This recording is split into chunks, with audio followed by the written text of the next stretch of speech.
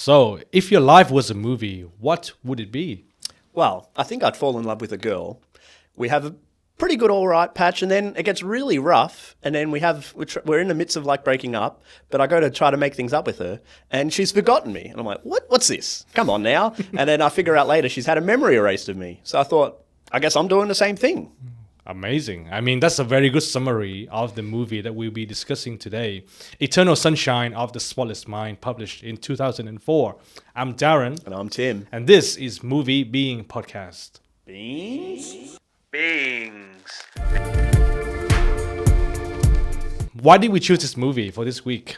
So we've been watching some comedies, and we thought it'd be a good idea to go for a comedy actor in more of a drama role. Hence a Jim Carrey movie. Yeah. Which you're usually known for his like wacky, goofy kind of acting style. Like he has gone through some other movies where he's not so serious, but I feel like this is one of his better movies where he's properly acting and it's not, I'm here for Jim Carrey doing wacky things, which is always fun, but you know. But I mean, during the 2000s, Jim Carrey has always been well known. Well, he was well known for his hyper energetic style of comedy. Before Eternal Sunshine, he did Bruce Almighty. He had Man on the Moon, The Mask, Ace Ventura. You know, you can name it. What about Kate Winslet? She was pretty good in this movie too. Yeah, she was pretty amazing as well. And like you're saying, I don't know as many movies that she was in. Obviously, there's the Titanic that was earlier on. But saying that, I think this is I prefer this movie over the Titanic, personally. Okay. But we maybe dive into Titanic another time. But maybe another time. You know, if you want us to talk about the Titanic, just give us the comment and then we will organize an episode. No, we don't want to talk about the Titanic. I mean, hey, that movie, I agree. I saw the Titanic as well. I think that her acting in that movie is good, but I don't think she played a pivotal role in that movie. I think, you know, in Eternal Sunshine, she has a much bigger role. And we can definitely dive into that. So, first thing first, let's talk through the structure of this movie. It's very interesting because at the beginning, once you've watched the movie, you understand this is like closer to the end of the movie in the structure of the story. Because he wakes up the first day and he's already a bit confused about what's going on. And he finds a bit weird, gets up ready to go to work. He goes to his car. He finds a big dent in the side of his car. That's annoying. And he's just like, how'd this happen? And he puts a note in his neighbor's car, says, thank you. I'm sure the neighbor's like, what the hell are you talking about? And I think that little detail there tells us so much about his character. Even when he's upset about some things, even when he suspects that someone did him wrong, the only response that he could come up with was passive aggressiveness. Yeah. He's not ready to confront people, really. He will kind of, like you said, passive aggressively maybe address stuff, but he won't, you know, get that upset that he's like, you know, wasn't trying to kick in the car or didn't like, you owe me money to like fix my car or whatever. But I mean, to be fair, like he wasn't sure if it was his neighbor as well. But he seemed like he was. He wouldn't have written the note, right? Well, he made the assumption. Yeah. And then he went to the train station. Yeah, to go into work. Yeah. And then I forget the name of the beach. I forgot the name of the beach as well. I think it was something like quite unique, but it's also very mundane, which is quite interesting. Because he's thinking about going to work and he's just like, he's like waiting, like with everybody getting ready to go to work. And he's just like, no, I'm not going to work. I literally can't be bothered with it. Like he said earlier, and he's like, I don't feel quite right today. And then he ends up catching this other train. He runs to it, just gets in to go to this beach. And then when he gets there, he calls in work. He's like, oh, I'm feeling a bit sick. I mean, that's the feeling that I'm pretty sure all of us can relate. So when you get on the train to go to work, and then you have that sensation that you don't want to get to work, so you just jump on a different train line. But I want to talk about that opening sequence in particular, because all of the actions, all of the settings is very, very familiar. Because I think the setting, the train station, and also the cinematography, you know, it shoots in a very, very, I would say, viewer-friendly, similar to like a handheld kind of style.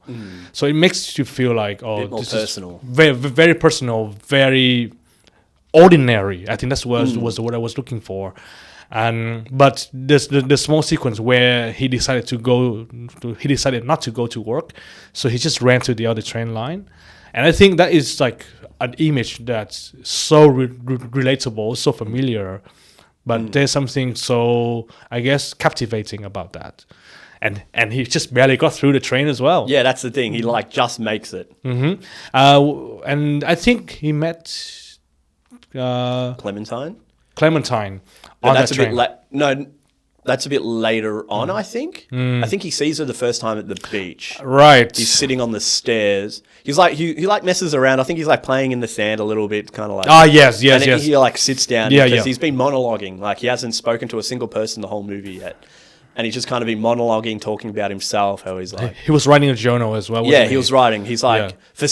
He's noticed in his journal that there's been pages ripped out. And he says, I haven't written in here in 2 years or something, which is like, oh, it's a bit odd to leave your journal for that long. Yeah. Which is like, obviously, when you first watch this movie, you're like, what does he mean by that? Like, it's such a weird way to like... to talk to yourself, I haven't written here in 2 years. Yeah. And it looks like someone's ripped out pages. Like, I think it'd be a bit more concerning, but...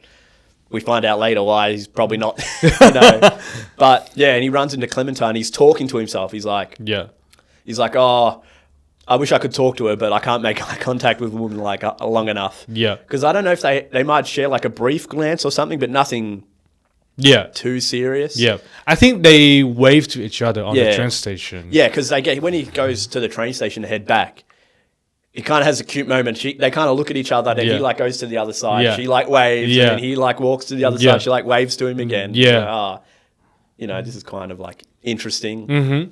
Oh, and I forgot to bring up this detail as well. The day that he decided not to go to work was Valentine's Day. Yes, because I think during the narration, he was saying like Valentine's Day is a lie of the card company. Because we're assuming he works for the card company. Oh, okay, that's interesting. I assume that's what he's going to work. I don't know if it ever comes up in the movie, but it never came that's up. what I thought. Maybe that he works for it, and he's like, oh, I really don't want to go into the work the day of Valentine's Day. You know what's interesting? Like the detail that you just mentioned was also mentioned in 500 Days of Summer. Yeah, the main. That's what I was thinking. The main character was working for a car company. That's a strange movie as well. Hey, we can definitely talk about that movie in the future. But I want to talk about the acting of Jim Carrey in this particular sequence. Before this movie, I knew of Jim Carrey from all of the hyper energetic comedic roles, Liar Liar, Ace Ventura, and especially The Mask. Yeah, that's the one that really kind of like, oh. I was a fan of The Mask cartoon before I watched that movie, and then when I saw Jim Carrey in it, I was like, of course, no one else could play The Mask except for Jim Carrey. But when I saw him in the first sequence of Eternal Sunshine, I was very surprised. This is not the Jim Carrey that we always know. It's the complete opposite. Complete opposite, yes. He's very reserved, very kind of kept back. Yeah. Doesn't really speak his mind. He's not really outgoing at all. Yeah. Very much an introvert. Which I think is a very big opposite of the Jim Carrey that we always know. Which is like interesting for him to take that role as well, to be like to play like a more reserved role rather than like, at this point in time he was pretty popular, so he probably could have done any movie he really wanted to and just make tons of money from it. Like he probably didn't have to do something like this. Like I couldn't imagine reading this script because like I can't think of too many movies before this, but like the structure of the movie is like insane. Like it's not like A to B in this movie. It is all over the place. Yeah. And you're kind of learning information at different times. It isn't just like, here's how it goes and here's kind of like riding the track straight. We kind of jump off to a different track, and then the track goes backwards, then we jump back onto another track that's going forward again, and then it's going left. So there's like a lot of different turns in this movie where you kind of like, but it does a good job not to make you feel like you haven't missed anything like that, yeah. Because that's why I really like the start of how Clementine and Joel, they show you how they meet for the first time, which is kind of weird because this is technically not the first time they've met. Yeah. But at the start of the movie, it does feel like that because you don't know what's going on. So you're like, oh, this is kind of like a cute, weird interaction between like an introvert. And we haven't talked about Clementine, but she's much more of an extrovert. She's a bit more outgoing, willing to like talk and do silly things and like make, what do they call it? Banter, or invade your personal space. Like, I think when they first met each other on the train, I think she was the person who made the first move. She started the conversation. Yeah, she's like, hello. And he's like, what? Like, questioned her. He's like, oh, I'm just saying hello. And he's like, oh, hi. He's kind of like already like weirded out. Freaking out. Yeah. and I think she also brought up the, like the song as well. Like, oh, you might have... She introduces... Her name's Clementine, and she talks about this song. I can't quite remember what it is. I think it's like a child song. And he's like, no, I have no idea what that is. But he's like, I think you have a lovely name. He's trying his best. Nice. Yeah, like, nice. That's like his whole thing. You have a nice name. You have a nice name. And I think after that, after the train sequence, the train set piece, we cut to the actual beginning of the movie. I think it's very strange because I think they met each other at the beach. They hung out at the beach, and then I think on the way back, she invited him back to her place. And then because it was Valentine's Day, so they kind of hung out a little bit in her apartment. And he was like, "Oh, I've got to go. I've got work in the morning." And she was like, "Well, call me when you get home. Wish me a happy Valentine's."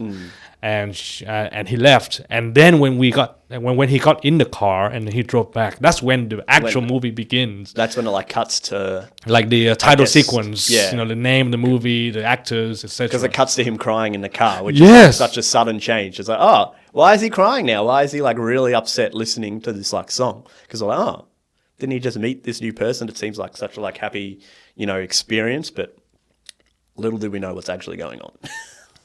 I think that title sequence deserves a lot of credit as well, because it's for me it was very seamless to transition from like a scene in the movie into a title sequence, and then within that title sequence we got intrigued by what the character was going through, and also. I think we spoke about this a little bit, but the cinematography of this movie was really highlighted during this title sequence. You see a lot of the handheld movement, a lot of the darker colors, a lot of the graininess. It's not like a clear image like super HD 4K that we always know, but it kind of works for this movie. And then what happens next? So I can't remember if he... Because this is like he's being very emotional. He's like crying and he can't. He's kind of like driving. I think he's driving home. Because does he go to get... I can't quite remember the next sequence exactly. Because he's going... I can't remember if he's going back to his friend's place to talk or if he was going home. Because I do remember he talks to his friends. I think the next scene was he got back to his apartment. Yes. And then he met his neighbor. Oh, that's right. Yeah, and then his neighbor... He's like, what are you doing anything with Clementine for Valentine's Day? And he's like, no. And at this point, we don't know what's going on. I'm like, oh. Yeah. It's a bit odd. He's a bit odd, yeah. And then it's like, oh, but then didn't you just meet this Clementine? But I think the juxtaposition of timing here kind of works because, at the beginning, we know that they met each other. So we made the assumption, okay, love interest, boyfriend, girlfriend. And then when we got asked, okay, Valentine's Day, you're not doing anything, probably something is not going well. Yeah. And hence why we saw him crying in the car as well. Yeah. It's like, oh, okay, something's gone wrong here. Yeah. And then he went upstairs and he went to bed. But I think they might have had an argument before this day. And then he bought like a small present, like as an apology. Because I think that's when he talks to his friends about it. Yes. I think it cuts back to like the friends, and they're like, he's like talking about like why they're not together anymore, and like he doesn't understand what's going on. Because he explains like the situation, what's kind of happening, and he's like, oh, I got her this gift, but she just looked at me blankly and didn't know who I was. And then there was the other guy who was making out with her. Ah, yes. We're going to talk about that character very soon. But I think during this set piece, one of his friends revealed what actually happened. Yeah. So, okay. Interesting point here. His friend brought up the fact that Clementine has used technology to erase Joel completely out of her memories.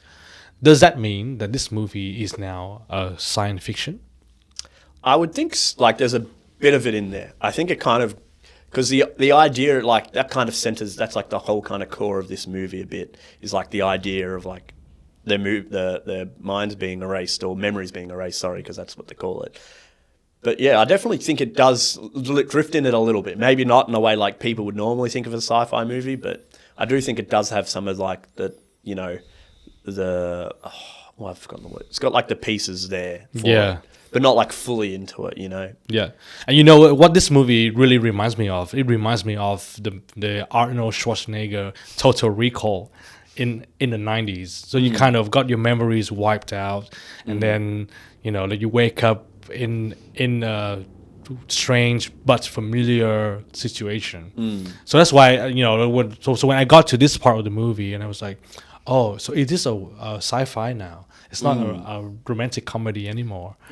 What's happening from here? Yeah, what's happening? Which is good. Well, yeah, because that's what I like. You kind of don't know where it's going with all of this, because it's like you feel like it might be leading up to him doing the same thing, but you're not too sure. Because when he gets the note, he's like, "What?" Like he's really like, "Why would she do this? This is like horrible." Because the friends are just like, his wife didn't want to reveal it. He's like, "No, don't. They're not meant to tell him that it's happened." But the other guy's like, "No. I have to tell him." Yeah, he's an adult. He can handle it. Mm-hmm. Which he can't, which is fair. Like, I think that's pretty brutal to be like, oh, your partner's like, hey, they've literally forgotten everything about you. In his defense, though, the company who did the memory wiping service, I don't think they were very thorough in terms of the following up procedure. Well, we'll get to that a little bit later, but they're not as bloody... Legally, yeah, I know. It's all a bit shady. It's weird. It's like, oh, it looks up front. It looks like somewhat serious, but then there's like certain points where it's like, oh, they're not really. They should be taken a bit more seriously. Like literally, they gave the people who knows the subjects or the parties a note telling them, hey, please don't reveal our secrets. I mean, there were no agreements signed, there was no contracts, there were no legal actions, nothing. And you expect people to just respect the because that's the thing agreement? As well. How would you even control that? Exactly. Because that's what I mean. If by legal action, Tim. Yeah, and that's what I mean. They're like, they're like, hey, you got to sign this because you can't. But it's like, no, I don't have to. Like, what's the point of me signing this? So it's like, oh, give them a note and hope they do it, which is weird that there hasn't been a bigger fallout at this point. Yeah. But we do see later on that, like, when people, because they have to bring in things of the stuff they forget, where there's one person, the lady brings in stuff for, like, her dog, where I'm like, with that, it's not such a big deal, because, like, who's going to bring up your dog unless someone else really knows you? I was like, oh, what happened to your dog? And you're like, what? I had a dog? But, like, that's not a big deal compared to, like, a partner that's completely erased, which... Like we find out, as he's explaining his story, he goes up to meet Clementine again to give her a message, the like present. Gift, yeah. And then she's just like, no idea who he is. Yeah. Just like she's working in the bookstore. Yeah. And she's like, oh, do you need any help with anything? And he's just like, what? He's kind of very taken back and not sure how to deal with this. Yeah. And then obviously when she makes that with this other dude, he's like, why would she do this in front of me? Because at this point he's thinking, she's just doing this to spite me. And then obviously when he finds out the whole memory thing, he's like, oh, this is even weirder, kind of like how could you erase your memory? And then obviously when he finds the note, he freaks out and he goes to this place and he's like, hey, I figured out what happened. And they're like, oh, okay. You're not supposed to. But I mean, our procedure is not that that tight, isn't it? Like we literally just gave a piece. Like when he got to that clinic, well, if you can call that, I would call it more like an experimental lab. Yeah, because it's weird, isn't it? It's so weird. I'm surprised all this shit's like happening. Like someone's not like found out. And... I'm surprised that the doctor was not more well known. Like who would have become like super famous? Yeah, they probably whoever was trying to take them down. It's like, hey, try this machine out. Why was I here again? I've forgotten. But I want to talk about like the little details when he got to the clinic. Kirsten Dunst's character Mary, she was printing those notes out. Yeah. So that means that these notes have been everywhere. Yeah. And she was like buried in under paperwork and trying to book people in. So it's been going on for a while. Yeah, it clearly seems like it's been here. It isn't like a couple of months. Yeah. And even when he talks to the main doctor again, I think it was Howard, he's like, Howard, yeah. oh, we're very busy around Valentine's Day. And it's like, oh, so they must be here a few years at least if they know they're busy on Valentine's Day. Yeah. Like it would make sense, but like it seems like they've been going a little while. And I think the issue here, well, I guess the one of the things that I noticed during this kind of set piece is they didn't explain the technology. Not straight away. Yeah. A bit later on they do, but yeah, because that's what I kind of like. They don't explain it to you until like he gets it done, because they like talk. He's like, oh, he doesn't want to do it at the beginning. He's like, oh, this is a bit weird and like, you know, why would I want this? And then I think he really like it changed. I can't remember what exactly changes his mind to be like, okay, I want this done now. But it was pretty dramatic when he's like, okay, because I think he comes back running in. I remember he like barges back in, but I can't quite remember what triggers him to like switch immediately to be like, okay, I need to get this done. Yeah, I think probably after that day, the first day that he was at the clinic, obviously he was super overwhelmed that Clementine went through this whole process just to erase him from her memory.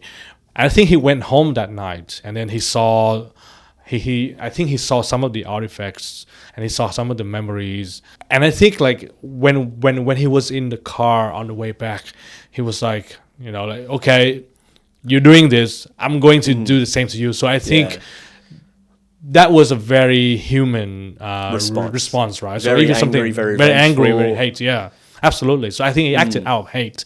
He acted out of revenge, and and of course frustration and disappointment. So all of those negative memories drove him to make that decision. I think during the clinic set piece, we got introduced to Elijah Wood. No, sorry, Mark Ruffalo's character. So he did a jump scare. He did a little Yeah, jump because scare. that was like, Mary. that's what I mean. Like they're not so serious. The guy's like jump scares. Was it Howard or Mary? Mary. Yeah, he like jumps out and he's like, oh, it's like working. Yeah, and it's just like. But this is like, where you erases people's memories. Yeah, and it's just like they're joking around. We see later on, how much worse it actually is. Yeah. But because I think is Patrick introduced as well. Because I think he's like at the door, maybe. Yeah, he dropped something. Yeah. So I think we got introduced to Patrick the second time that Joe came back. I think when he decided to go ahead with the procedure, he came back the second time and he had that conversation with Dr. Howard, and Dr. Howard explained the steps. Okay, you need to bring in all of the objects, all the things that reminds you of this person. Tell me all the details of the stories, of the dialogues, etc. And I think during that time he saw somebody dropping something. And I think that was Patrick. Yeah. But I really like that scene as well when he gets all the things, he goes back home and he like gathers up all this stuff, and it's like, because it's kind of a contrast. It's actually like his apartment's got a lot of stuff. But once he takes all the stuff about Clementine, it's like empty. So he's like nearly erased most of his life, essentially. Interesting. And then the scene when he goes there to do they have like the whole big headpiece and they're like pulling out, Mark Ruffalo like pulls out things like, oh, just tell me what memory this evokes. Because this is when they kind of explain how it works, which I like they do it a bit later. Yeah. And they're like, you pull out an item, and then he like thinks about it. Then like his brain goes boop boop boop, and then it's like here's like the point where this memory like comes from, and then we try to like erase it. And I think that was an interesting point as well. Like when I got to this point of the movie, I think I kind of didn't care about the appropriation of the movie within that certain setting. I was like, okay, I guess this is accepted technology. Because Mark Ruffalo's character kind of went through it in a very nonchalant way. Just another patient. I think that's good for the film, not getting too caught up in it. Yeah, because I think that could bring the film down a lot if you're like, oh, we really have to like get into the nooks and cranny of how this works. It's like a neat idea. It makes an interesting point in this story. And just to be like, at this point, they're like explaining kind of how it works. And I think that's like enough. Like the movie itself isn't about like losing your memories and how it affects the relationships in the movies. Yeah. That makes it interesting. So I think that's all right. Like if the whole movie was about people erasing their memories, we might be like, oh, maybe we would want to know a bit more, but yeah. I think that's a good decision because from the beginning, you know, like they didn't start with the technology. They started that with never the brings up. characters, right? So the technology was just like a vessel to get to a destination of erasing something out of your memories. So it can be literally anything else. It can be like a magic book, a spell, a potion that can help you achieve the same thing. But they try to keep it grounded. Yes. I think that's, like you said, if it was magic, it's like, oh, okay, now this is a bit ridiculous. Where it's just like, oh, there's this technology we've developed that erases memories. Where it's like, oh, still strange, but it's like they kind of play it off that it feels a bit more grounded, even though the idea itself, I don't think there's anything like that without like actual brain trauma. Because he explains it I think Joel asks Howard, he's like, oh, is this like brain damage? And he's like, technically we are damaging your brain. And I was like, yeah, because that kind of sells it. Because in our world, if you have brain damage, that does affect your memory. And that's what I mean. I'm like, how bad is this for you down the road that you literally... Because how long... It was like how long was it, that their relationship that he's forgotten? Because it's a long time, It's a long time. Yeah, it's a long time. I think it was like a couple of years. So it's like could you imagine like a person that's like important to you gone for 2 years? Like I feel like that would mess with a lot of things that wouldn't like align or make sense, which is kind of crazy. But I like that when it's like, oh, is it brain damage? Yeah, it is. We are damaging your brain so you forget. And I want to bring up... I'm really surprised that there's not like a little, hey, come out here, and they're just like hitting over the head with like a hammer or a baseball bat. Have you forgotten stuff? What? Hit him again. This is the technology that we use, the baseball pad. Yeah, But I really like Joe's, I would say, reaction and also facial expression throughout this whole process. I think he kind of represents the audience a little bit. Yeah. Because this was the first time that the audience got introduced to this technology. And then, like, throughout this whole set piece, Joe's expression was, like, shocked. Like, he couldn't believe what's happening. And probably even like the audience. Just like the audience. Hey, I can tell you, when I watched that sequence, I was like, what the hell is going on? Because, like you said before, it's strange that it isn't well known. Exactly, yes. Like, this seems like it would be a huge thing in the world, and it's just, like, not well known. And it's even more strange that the people who are working at the clinic is so nonchalant about the effects of the technology. Yeah, whether it's good or bad, they're just kind of like, oh, yeah. Yeah. Just another day in the office. Yeah. Erasing memories. Who needs them? The sequence, like the scene where Mark Ruffalo was putting the objects on the table, and I think Jim Carrey Joe started telling the stories. Oh, this one I got, and then he's like, no, don't tell me anything. Just think about the memories, which I think is quite believable.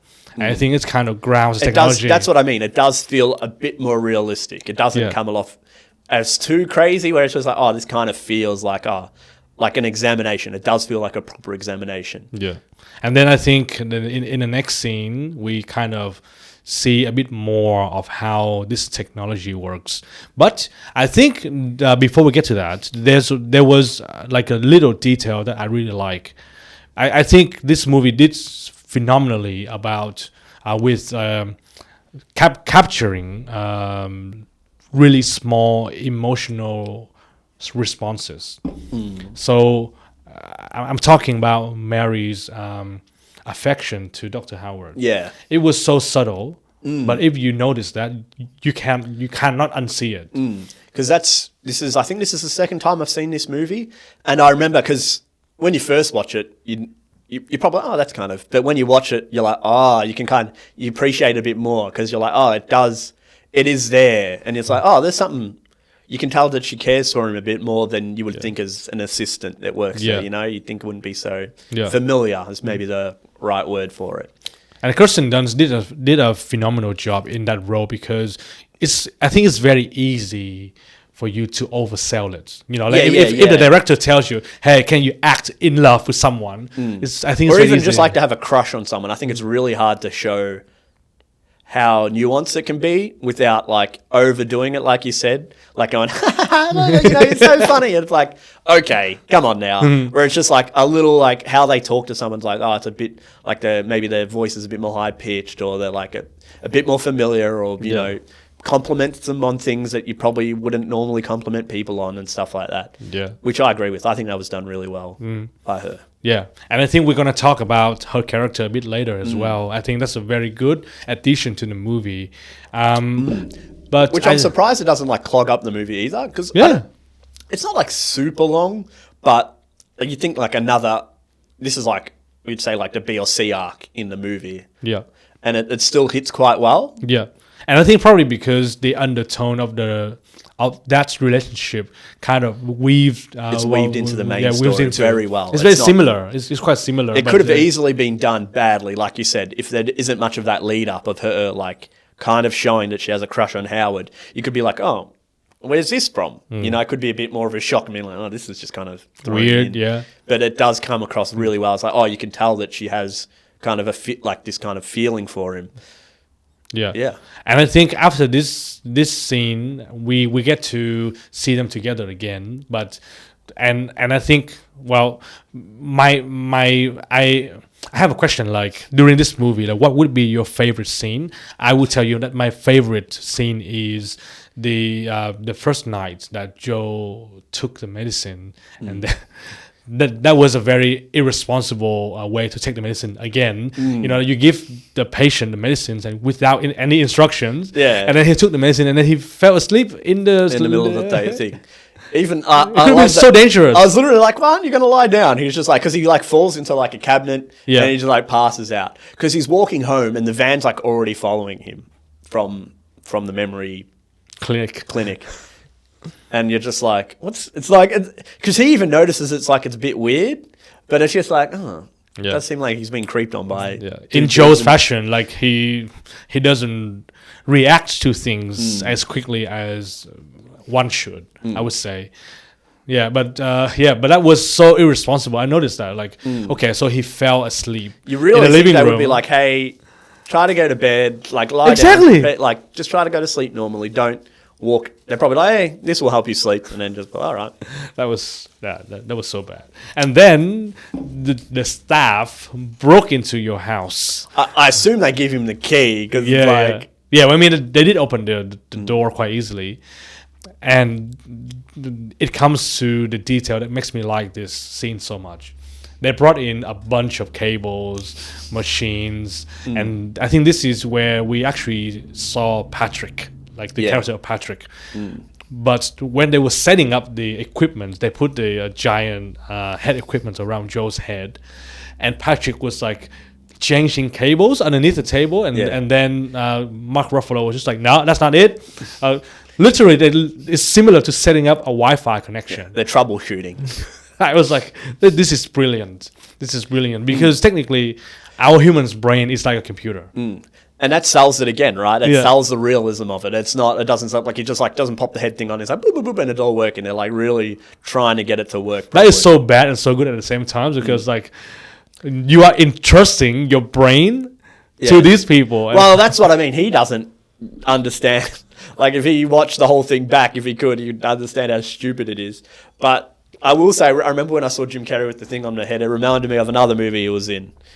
Batman, when he's the Riddler and he's got the big headpiece thing on again to suck people's brains out or whatever. But that kind of works with Jim Carrey though. He can make weird things work for him. But I really can't put my finger on it. But that scene in particular, I think it's a great combination of realistic expectation and also science fiction as well, because how would you make an imagined technology realistic, then you give it troubles, you give it imperfections, right? So you have to like plug in cables. It doesn't work perfectly. That's crazy. You know, things that go wrong, and that's what it makes it realistic, because nothing is ever works perfectly, right? There's always going to be something that goes wrong, or something isn't plugged into the right socket, you know. But as you're saying, is like your favorite scenes. I think my next part, well, nearly that whole section is probably my favorite part, when we get into Joel's memories, right? Because when they're first starting, it goes to where he's in the big head thing again in the clinic, and he's like remembering that scene again. That's where it like starts for his memories, but it's like a very weird experience for him, because there's so many memories kind of overlapping at that point, and it like freaks him out a bit, and it kind of freaks out the viewer as well, because it's like, oh, am I in his head? There's like 3 or 4 different memories like happening at once. Yeah. And then he's also like experiencing the memory from outside of the memory. Yeah. At the start, he's like in it, then he's out of it, and then he can kind of see people's faces, and he can't see people's faces. Yeah. It's all like very sudden. You're like, oh my God, this is like brutal. Yeah. But then like after that like really crazy scene, like gets into like the Clementine memories. Yeah. And the first one's them, is that she comes home drunk? Right. Yes. I think it's like 3 in the morning. Yeah. And he's like, oh, you know, it's 3 a.m. Yeah. And you've just rolled in. Yep. And they had a massive argument. And she was like, I think the better question that you want to ask me is like, if I had sex with anyone tonight. And he's like, I don't question it. I know you did. Yeah. That was a very, very brutal argument. Like it breaks up relationship with that kind of argument. And that's what it was. That's like the breaking point. Yeah. Because this also before that she says, hey, I might have put a dent in your car, and he's like, oh, you drove home drunk. He's like, that was like the start. That was like the start of the issue, which that comes back to the start of the movie where the big bump comes from. So you're like, oh, so now you know where that comes from, and you understand why he doesn't realize it's there, because he's forgotten. Yeah. And I think when it got to this point of the movie, I really appreciate the fact that the movie doesn't treat the audience like idiots. Yeah. Because I think they do that too much in movies now. It's like, oh, do you remember this thing? They just kind of mention it. They're not like, you know, he doesn't have like a little...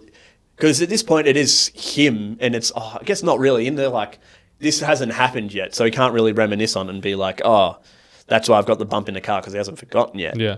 But yeah, it doesn't really harp on it at all until he like goes, because she leaves, she storms off after he says, you probably slept with someone.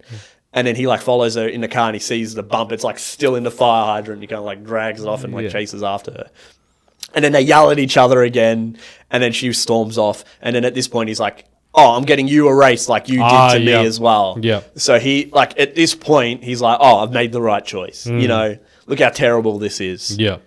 And I think this sequence in particular was superbly filmed, because when he chased after her in the car, and they stopped next to a strip of shops, and then like he could see her walking off into the distance, and then it kind of loop around again and again. That scene it looks so simple, but it really makes sense in the terms of like a memory.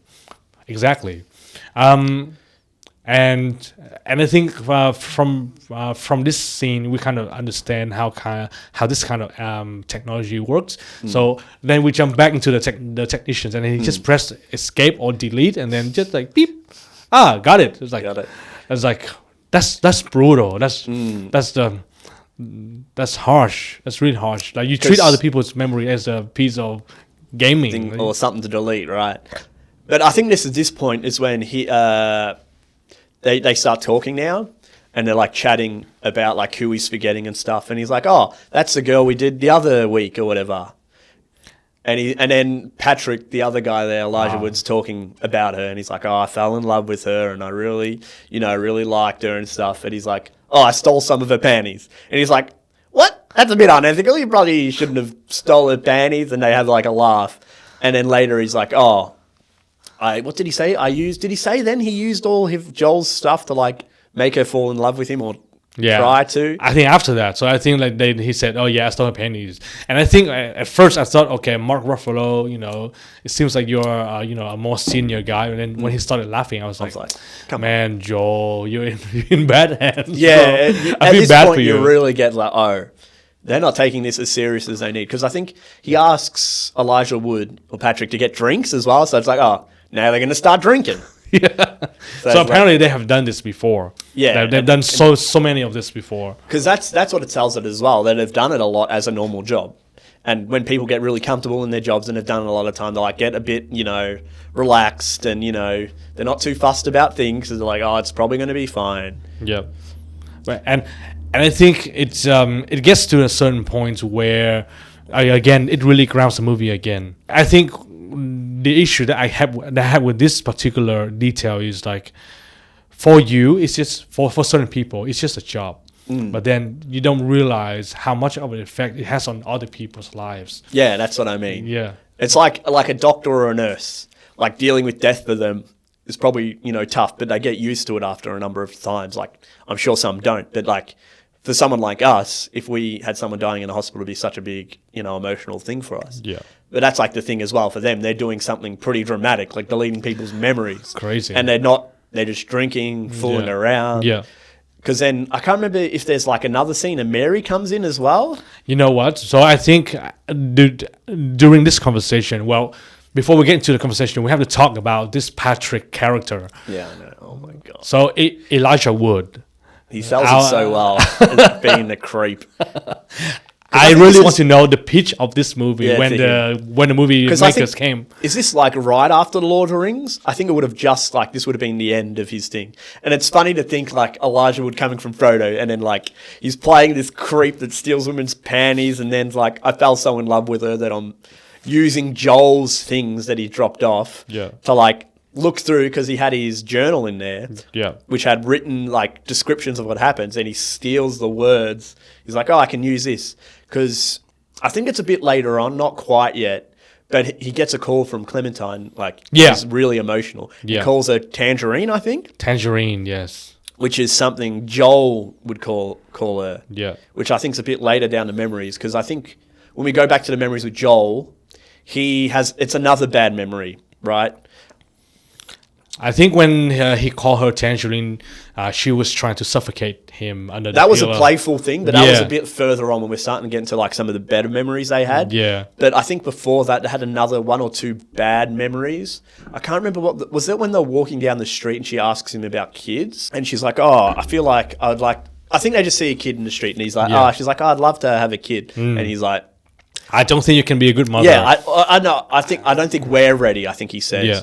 and she's like, I don't think you think I'm ready. And he's like, and what does he? I think he says something really terrible, like, I don't think you'd be a good mother or something. Yes. Something along those lines. Yes, but I think he didn't say it out loud. But I think he kept telling her like, "Oh, we're not doing it here. Yeah, we're he's not doing trying it to here." blow off. Yeah, but I think like we can all kind of understood what he was really want to say, like because throughout the movie we have got this image of Clementine of a very spontaneous, not very responsible person. Yeah, she's not responsible. So when Joe said, "I don't think we're ready," I think that's a very good piece of dialogue.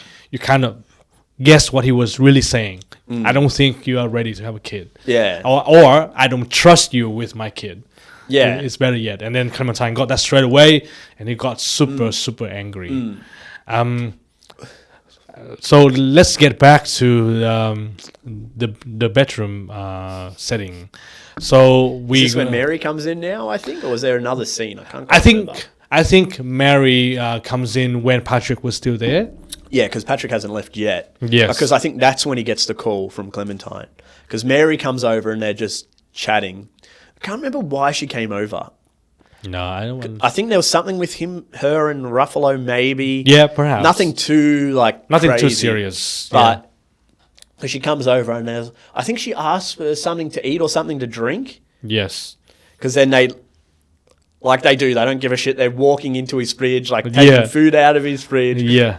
Using his liquor. Yeah. And it's just like, I'm just like, oh my God. I think Mark Ruffalo character was trying to get Mary to come to the place. Yeah, I think he wanted her there. Yeah, definitely. Yeah. So I think she rang him, and he was like, "Yeah, we're doing fine here, but like if you want to come over and give us a hand, things like that." just a classic booty call kind of conversation, really. In the middle of work. Hey, I mean, if you're working late, like you have no supervision, your boss wasn't there. It just reminded me of something. I don't know if you want to bring it up. Please don't bring it up. Please don't bring it up. It's not involving me, but it's somewhere where we used to work. I don't know if you ever heard the story or not. No, but please don't bring it on. Don't bring it up here? All No, right, fair enough. Maybe eventually when we have a few followers, then maybe then. You have to watch and like our stuff to tell the stupid story. Yes, please. So Mary came over, got his food, got his liquor, and then we got the phone call from Clementine, and then Patrick was like, "Oh, I'll come over," and he was like, "Oh, are you guys okay?" Right? Yeah, you're right. With Mark Ruffalo was like, right, man. get the hell out of here. Yeah. I can try my moves on Mary. Yes. And I think then we come back to the memories. Okay, so I think within the dream sequence, I would love to talk about how the director Michel Gondry did the transitions between. They're amazing. Amazing. The set designs, the lighting, I think they use a bit of special effects as well. But I think moving from one scene to another is phenomenal. Because he's literally walking through memories. Because he'll be remembering something, and then it like ends, and then it's like she'll be gone because she's deleted, and then he's like, what? And then he kind of like jumps into another memory straight away. He's like pulled out. But the transitions, it's so hard to explain because it's like it like switches back and then comes back. Then he's like, bam, he's like into another memory. Yeah. And I think it seems so seamless because it is like a jarring experience for Joel, but for the viewer, it feels so seamless. Yeah. And you understand what's happening. That these memories are getting deleted, and then he's experienced it, and he's like instantly pushed to the next one that needs to get like removed. Yeah. And on the outside, the technician probably was just like skipping to the next one. That's what I mean. Like next. And the transition from the library scene, like I want to talk about this scene in particular. That was good as well. I like That's that. awesome. Like because when he was there, he didn't see the guy's face. He didn't see Patrick. He didn't see Patrick's face. So when he was in his memory, he has no recognition of the face. Because at this point, he can hear them outside, and he's heard Patrick again, and it's like triggered something in him because he's heard Patrick before. So he's like, "Who's this Patrick guy?" He kind of has like a vague knowledge of who he is, but hasn't seen him, so he doesn't know who he is. Like you say, leading into the next bit, which is great. Yeah, which is I think like when we got back to we got to the memory of him inside the bookstore, because he didn't see the guy's face. So when the guy turns around inside his head, he saw the back of his head again, and I was like, that is so creepy. But it makes so much sense because if you don't see something, then of course you don't have a memory of certain things. And then when he walked out of the bookstore, the light went off. All the books lost colors, and then he walked into the living room. Yeah, that's what I mean. The transitions are like phenomenal. Because that's what I mean. Like experiencing a memory, like it's not like walking to one place to another. It is like jump cut, a big jump cut. But they like it could have been more jarring for the viewer. But I feel like they do it in such a way because it's so focused on Joel that it does such a good job of when it switches, you still feel with him when he's transferring to another memory. It doesn't feel so rough. It's not like he's standing there and it's like, boop, we're completely changing. You're like going with him through it, which I really sells it well. And I'm really impressed of the artistic choice of the style within this sequence. Like I think you need to have a really, really good understanding of how memories kind of works, and you need to have a very good awareness, because I think as human we deal with memories all the time, and we deal with them subconsciously. We see images here and there, but I don't think we are aware of it. Yeah, it is very unconscious. The memory is unconscious. I don't know if there's many people that can like consciously bring up things and remember them perfectly. But like for a normal person, usually it can happen in dreams. You can like relive something in a dream, or like thinking about something. You're like, oh, you get like an image of it, but it's not so clear, because that's what a memory is. You get the idea, but not quite the whole, the whole story. Yeah, exactly. And I think it does a great job when he's going through many memories where it's like, oh, this feels like a memory because there's like you said, faces he doesn't see, so they're not there, or people he doesn't remember, so it's a bit blurry because he never really focused on them and stuff like that. Yeah. So it really sells it well. But there were some of the memories that got overlapped as well. Yeah, early on as well. That's the scene I like when he's in the clinic again. In the clinic, and there's like 3 or 4 memories clashing with each other, and Yeah. it's like, it's brutal. They were trying to link him up. Yeah. I was like, oh, I don't think this is the right cable. It's like, oh man. I want to talk about the turning points for him because so far up until this point, he still believes that he's making a good decision. Like because when we get to those memories, we kind of sympathize with him. Yeah, like this relationship is not working out. Yeah. It's better that they don't stay together.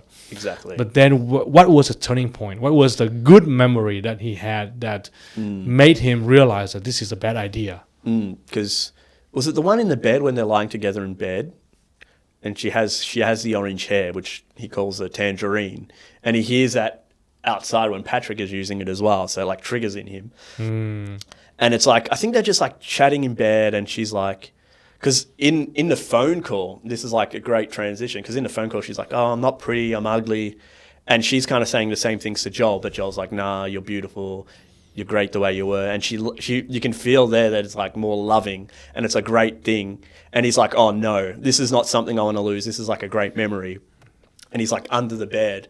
And then he literally gets like yanked out of the bed, which is a great, because he's like, oh shit, I don't want this now. Like these are memories I don't want to lose. Yeah. And it's kind of triggered in him. He's like, oh, there were bad times, but there were so many wonderful moments we had together. And that's like kind of, this is the point where he's like, oh shit, I've got to figure a way out of this now. Yeah. And that is, and I think that is a very good wake up moment in this movie, because I think when you make a decision, like you tend to focus on the main reasons why you do it. But when you get into the consequence of it, then you realize that the results of your consequence or the results of your action is much bigger than you think it was. Well, especially for something like wiping memories, like, especially of a loved ones, right? Like you can understand, like maybe getting, as like a normal breakup, you might get rid of the stuff, right? Yeah, that's like it's like, oh, I don't want to remember her like that or whatever, or them, whoever you're with.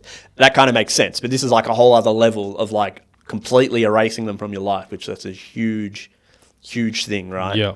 Which is now dawning on him, because he's like, oh shit, there were some great times, Yeah. I know we were in a rough point, because at the start of the movie, he did want to kind of reconcile, and like try to make things up, because he bought the present. He's like, oh shit, I'm sorry. Like I think he still wanted to save it, but because of who Clementine is, she made a very rash decision. Yeah. She was like, whether or not they would have kept going without her erasing her memory, we don't know. But she made a decision. She's like, oh no, I'm done. This is it. Yeah. I don't want to remember him at all. And she made a decision. Yeah. What I really like about this particular sequence is Mark Ruffalo's character was like, this is on autopilot now. we don't have to worry about it. And then they started jumping on his bed around him, half naked, half drunk, half baked as well. So they're smoking weed at this point, him and Mary, and they're just like having a good old time. Yeah. It's like, damn. But what else do you do when you're erasing other people's memories? Yeah, I know, right? Well, apparently still panties. Well, I don't think Mark Ruffalo steals panties in this movie. But no, but but yeah, this is such a big contrast, because outside they're having a good time, but inside in Joe's head, he's having a literal nightmare. He was trying to save all the good memories.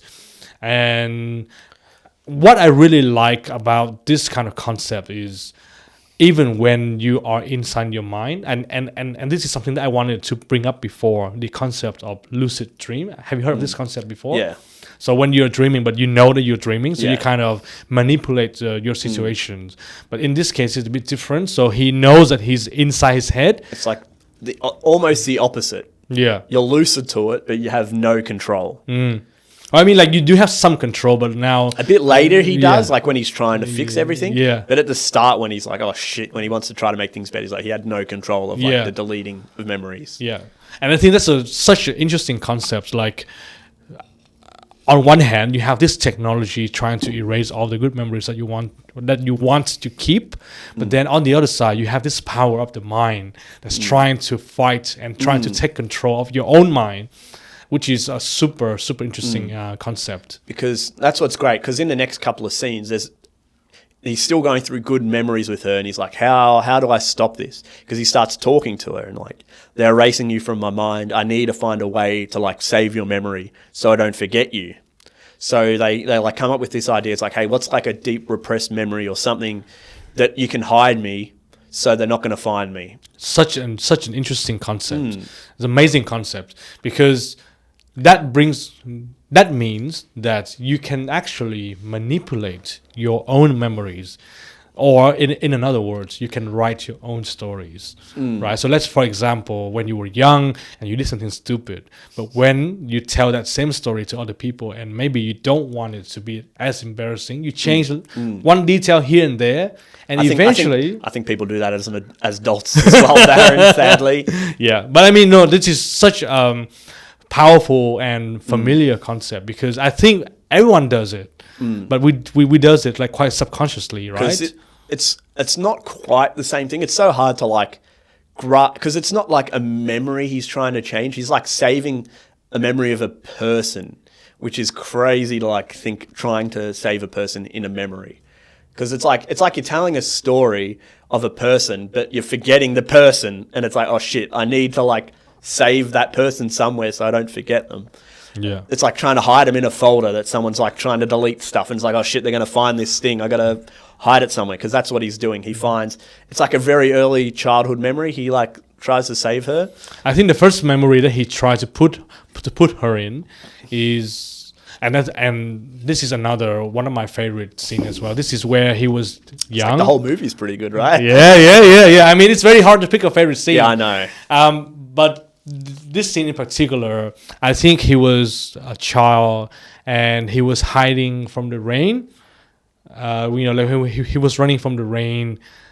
I think during this set piece, like he and Clementine had a conversation, and Clementine was like, okay, think of a memory that you can hide me in. Yeah. And then he thought of the memory of him hiding under the cover from the rain, and then inside the living room he was hiding under the table from the rain.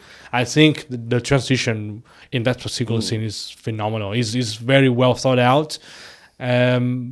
But I think the first memory that he wanted to hide her in was when he was a child, like inside the kitchen with his mom. Because I'm trying to remember if it comes before or after that he tries to wake up.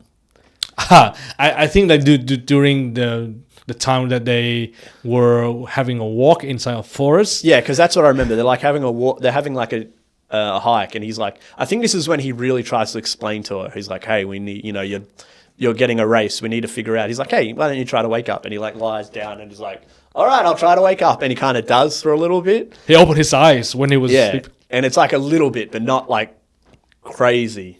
And then he's like, oh, that works. That works. And she's like, oh, you never like my ideas, do you? Until they work. This is not the right time, Clementine. I'm trying to do something here. It's funny because that's like, it's like a real reaction, but it's in his memory as well, which is crazy. So like, but I think that, again, see, like those small details like really makes this movie great for me, because when you think of a memory and you kind of remember things in certain ways, let's say if you know a certain person really well, you kind of make up your own reaction in your head as well. Because that's what's happening for most of this movie. Because he's now talking to Clementine a lot, but it's his memory of Clementine, right? It's not the real person, which is like, I was watching it again. I'm like, triggered me. I'm like, oh, that's right. He's not really interacting with Clementine, the person. It's his memory of her. So like, how does that even work when he's getting his memory deleted of her? And it kind of makes sense that she's a lot nicer because he's losing the bad memories of her and he's trying to save the good ones. So she would be like nicer to him. Yeah. But that's like a weird thing to think of as well. Like, how does that even work in the whole scheme of the movie? Yeah. But I guess like I think you don't realize what you have until you lose it. I think that like captures it really well. Yeah. Like that's like the easy one to get in this movie. It's like, it's like, oh shit. I didn't realize how good it was until I didn't want it anymore, or that I wanted to get rid of it. Yeah. So now that they came up with a plan inside his head with himself. Where else you come up with plans? I think the first thing that he tried to do was he tried to hide her from the memory chasers. Yeah. Was when he was a child inside the kitchens. And Which this is an interesting scene as well. This is very, very weird scene. Yeah, I know. I kind of liked it. I thought, because when I was watching it, I'm like, oh, it is a bit weird. But I think they did a reasonable job of like recapturing it. Yeah. Because he brings her there and she's like I can't remember if it was a mum's sister or her mum's friend from next door. And she's like the real person. Yeah. So the scene before this, they're like snuggling up on a chair. And she's talking about like, oh, you're thinking about like doing me in the color of my panties and stuff. Yeah. And it's just like, oh, maybe. And then it's like, oh, we need to like find a spot. And then he's like, oh, I can't really think of anything. He's like, oh, you've got to. Yes. And this is the memory he thinks of. And then he's like hiding under there as dressed as a kid in his like pajamas. And his mum's like cooking with her friend. And he's like, oh, we got to just play it. Don't try to make it weird. Like try to play along with the memory. And then it seems to be going well, right? It seems to have worked. Yes, because the technician lost him on a computer. Yeah. He was like, where did he go? So Mary and, why have I always forgotten his name? Just call him Mark. Mark. They're like dancing, half naked. I think he's all the way down to his underwear at this point. Yes. And they're like dancing, and then it's like, I think it beeps, it goes, he's like, what's this? And he looks, he's like, uh-oh.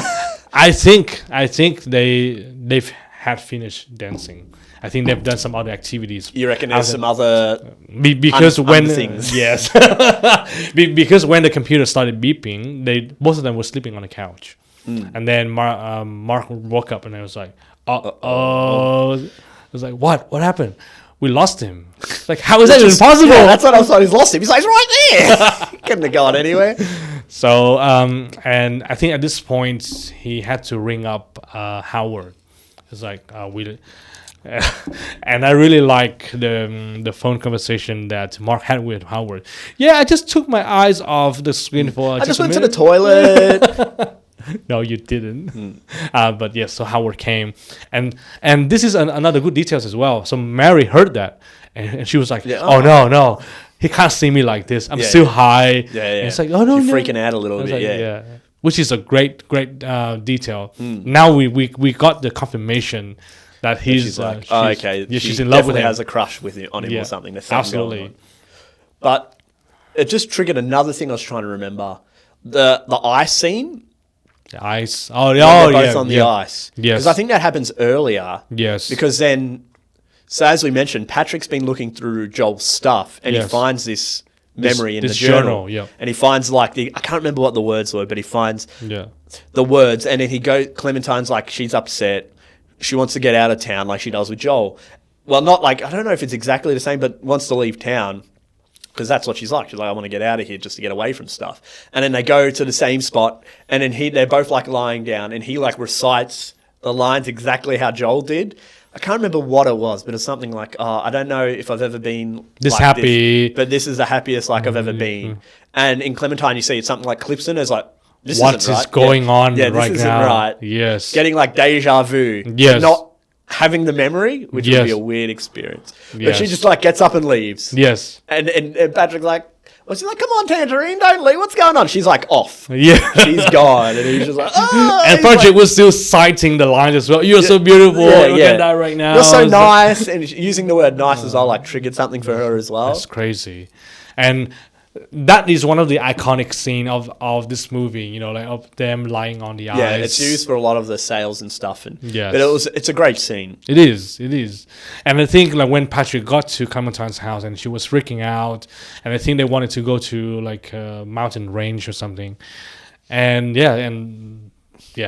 that was so creepy. And I thought that, okay. And he gave her the present as well, which I completely forgot. Yes. So he gave her the necklace and she was very surprised. How did you know that this is something I would like? This is my taste. Like no one had known my taste before. And she was like, oh, I know it. And I love when he got the thing out and had the note on it and he like rips the note off and she's like, oh, what's this? He's like, oh, I don't know. I know. Like, Open it. And I'm like, oh, God. And before that, before he rips the notes, he was going through the bag as well. Yeah, that's when he found like the note for the ice. He's like, And then when she comes back, she's like, oh, he's like shoving it back in. That's crazy. Like, he read the notes before they went, and he was like, oh, okay. He's trying to remember the lines, which is crazy. So the original scene between Joel and Clementine when they're on the ice is actually another great scene for like the contrast of their characters, of him being like an introvert and her like being an extrovert. So he's like, oh, we shouldn't walk out on this ice, and she like runs out and like falls on her ass and hits her, like lands on her ass. Oh, my ass. And then he's like, I'm not coming out. And she's like, come on, come with me, don't. And I'm like, oh, it's like another contrast. And then they have that scene, and it's like, it's pretty good of them just like lying on the ice. Did you notice the big crack right next to Clementine? I think that's where she fell. But yes, I mean, Joe was right. Like, the ice was not that thick. But they did all right. Yeah. They're still in the movie, so they didn't die, right? They didn't get cold. That would have been a weird thing. That actually died here. This is someone else's memory. Oh, man. That's another level. So Howard got to the bedroom. Yeah. So initially when he's woken up and I think his wife's in bed. Yes. I can't remember if she questions it much. But it felt a little weird. He's like, oh, I've just got to go off and deal with this thing. Yeah. As you would. Yeah. Because I don't know, it would have been early in the morning at this point. He was sleeping. And I guess if you are a lead technician of imaginary technology, then you have to be responsible for your staff. Well, he would be the fall guy, right? Like if it goes wrong. Yeah. It's his invention or his Again, creation. He was very nonchalant when he got the phone call. Okay, another one. Yeah, right? I was just like, what? I would have thought that they would have perfected the technology by now, or by at all least, the accidents. And also it doesn't help that Mark Ruffalo and Mary were bloody fooling around and joking around and drinking and high. Yeah, so it's like, there's another level. Maybe if he was paying attention, maybe it wouldn't have happened. Yes. So he got there, and again, Mary was clearly showing her affection for Howard. And I think before Howard came, she was quoting some lines from a quotation book. And she was like, but and then she quoted the line again, and Howard knew what it was, and she was like, oh, I knew that you would know who this is. You're so smart, you're so good. So I was like, okay. Because I think at this point, Mark Ruffalo went out to get some air. I think he kind of knew what was going on. And he knew that, he was like, okay. Because at this point, he got there and he had his computer and he was like plugging it in. Mary gets him a chair. It's like, oh, here's a chair for you, Howard. He's like, oh, thank you. And then he was like, she was like commenting, it's like, oh, your work is so amazing and stuff, and like really like yeah. And then Mark Ruffalo probably felt, oh, okay. And then he goes outside to wait in the van, and then they kind of like he tells her a quote, and he's like, oh yeah, that's from so and so, and she's like, oh, I thought I would teach you something new, and it's like, well, it's still a good quote. Yeah, and I think before Mark went out, I think Howard found him. So I think he found Joe in the sink. It's like Joe was having the next scene. Yeah, so he found him and he erased that memory. So they got back on track. So it wasn't quite the memory, but it erases Clementine from it. Yes, because I don't know how that would. That's how I saw it anyway. Because that's what you think. It's like if she's in the memory, even though she wasn't a part of it, would it erase the memory? That's like the whole thing. Good point. But I think it's just meant to be she's erased from it. Yes. So you can literally identify certain aspects of your brain that is associated with that person. So you can just erase that part. And he was like, yep. I got it back on track, and then it happened again. So, but I think Mark was like, okay, I think I got it from here. And just before Howard started to leave, Joe was like, okay, I need to think of another embarrassing or repressed memory. I think this is like when he was a child. So I think just before that, he wakes up. He wakes up. Because I remember they're all in the room when he wakes up. He's like starting to wake up. And you feel like, I'm like, oh, is he actually going to wake up? But Howard like gets, I don't know what drug it would have been, but like knock him out again and like injects him. And you're like, oh no, here's round two. We got to we got to keep going essentially. Yes. And I think, so I think like just before Howard started to leave, I think Joe kind of woke up because I think he was trying really hard to think of a memory that he can hide Clementine in. I think he got back to like when he was a child and his friends was forcing him to killing that bird. In the thing. That was brutal. That was very brutal. And now I understand why he's such a introvert person, because he's got like that trauma when he was a child. I think when this happened, he woke up. I think like like the memory changed. Like he got back to his childhood home, and then the house got changed. From new to old, and then he's kind of okay. This is something weird. I had to wake up, or something like that. So something triggered him to wake up. But I think it must be before that, because I think he wakes up and then he puts him to sleep. Yes, and then they get it back on track, and he's like, oh, this is all good now. And then Howard goes to leave, and then he hides her in a memory again. That's when he goes back to the bully scene, because Howard's about to leave, and he's like, oh, Howard, he's done, like he's lost him again. He's done it again. Yeah, and that's when, at that point, I think that's when Mark Ruffalo goes to get some air, because he's just like, I'm a third wheel. Yeah, I'm a third wheel, and also I can't help. Yes. So it goes outside, and then it goes into that, and then Howard's like figuring it all out, and this is when you actually find out that it's like, oh, Mary kisses Howard, because she's still like complimenting him and like sits next to him and just kisses him, and then he's like, we can't do this. We can't do this. We can't do this. Which I think at the beginning is a very normal reaction. He's married, he's got kids, and that's he's fine. Her boss as well. Like, absolutely. It's like, oh, this really shouldn't. At this point, you're just like, oh, okay. Yeah, but like, okay, it makes sense that this shouldn't happen. Yeah. And then they like kind of talk, and I think she kisses him again. But as Mark Ruffalo's downstairs, his wife screets in, and it's like his wife comes out and literally looks up at the window, and you can see they're like making out. Yeah. And he like beats on the horn. That's so obvious. He's jumping to the bed. And then she like walks over to him and just like beats him a bit. And then Howard runs down. It's like, no, it's not what you think. It's not what you think. And it's like nothing was going on. It was just, and then she's like next to him. It's like, oh, it's just a silly mistake. And she's like, Howard, just tell her what happened. Yeah. And this is like another, like, what? What do you mean what happened? Yeah. I was like, at first when I got to this scene, I thought, okay, maybe she's related to him or some kind of secret. But it didn't click in my mind that they have already had a relationship. But I thought something like, oh, just tell him, like, oh, you know, like she was pregnant or something. Yeah. So something. But it's nothing relates to the technology. So, but I think the dialogue here was really good. So the wife came over and she was really mad and she drove off. And Mary came out and she, took all the blame on herself. She was trying to, when Howard was trying to. And then the wife said, "You had him, you did." And I was like, "What does that mean?" And then we got into the actual thing. Like, I still don't understand why Howard would explain the situation to Mary at this point, because he could have continue with a lie, right? Or even, he could have tried, or even, why did he let her keep working there? Good point. Like, I feel like, so we find out that she's had this relationship with him before, and that they decided for both of them it would be better if she forgot what happened. So even that's like terrible, where it's like he didn't forget. She was the only one that got her memory erased of it. Which is another like horrible thing for her. And I think there was like a bit of an abuse of power as well, because obviously he knows the technology, and I think probably because he was married at the time, so he didn't want that to affect his life. So I think he kind of forced her to do that technology. We forget to mention this as well. Before they go into do the whole procedure, they record them saying, "Hey, this is something I want to do for like liability." So it's just like, "Oh, I didn't want my memory erased." And it's like, "Oh, well, we literally have tape of you saying, hey, you wanted this done." And then she gets mad at all of this, and she Mary goes off to where they work to go look through the stuff, and she finds her folder and listens to the tape.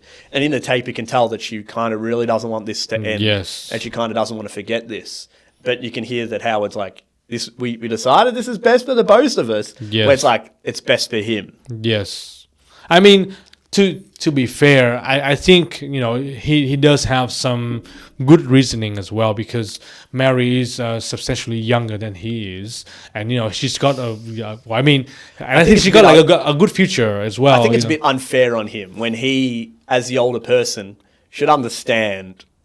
He kind of got his cake and then to eat it too, because he's just like, well, we had our relationship, and then I made you forget about it. I got to enjoy it, but you get to forget all about it. Fair enough. It's like brutal. It's like really brutal. Where it's just like it's like I understand. Like it makes sense. It's like, oh yeah, if you forget, you can move on with your life and you can like live a happy life. But because we'll get to it when it's a bit later on when they explain a bit more. But it's so unfair on Mary to be like take the burden of this when he has as much responsibility as her, maybe more. Yeah, he's in like so many power. He's older.